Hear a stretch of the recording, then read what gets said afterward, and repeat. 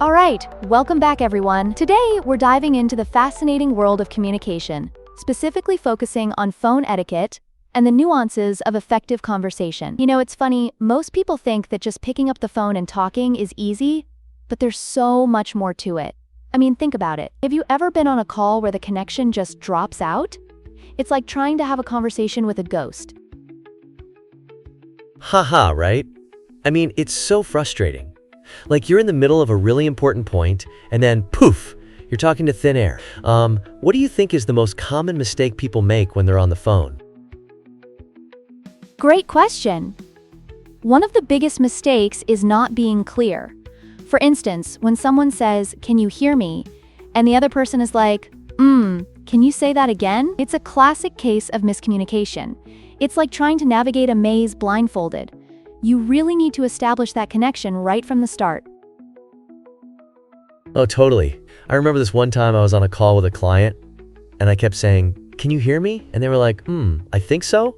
It was so awkward. So what do you think is the best way to ensure clarity? Well, one effective strategy is to speak slowly and clearly, especially if you're discussing something complex. You know, it's like when you're giving directions to someone who's lost. If you rush through it, they'll end up in the wrong place. And don't be afraid to ask for confirmation. Phrases like, "Could you repeat that?" or "Can you spell that for me?" can really help. That makes sense.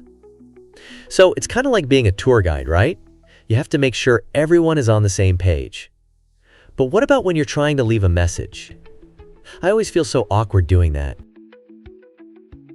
Oh, leaving a message can be tricky. It's like trying to leave a note for a roommate who never checks the fridge. You want to be concise, but also informative. You know, saying something like, "Please leave your name and I'll call you back soon," is a good way to keep it professional. Haha, right. And what about when you call someone and they're busy? Like, do you think it's better to just hang up or leave a message? Definitely leave a message.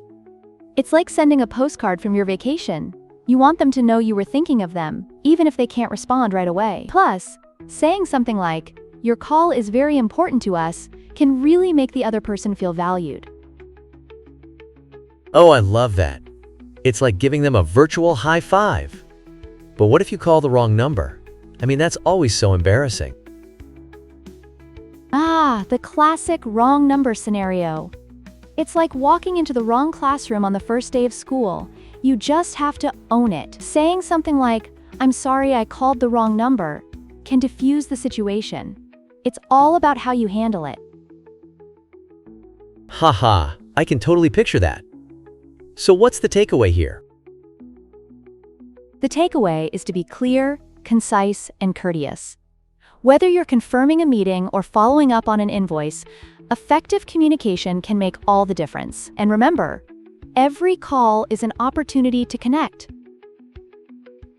Wow, that's so insightful. I feel like I'm ready to tackle my next phone call now.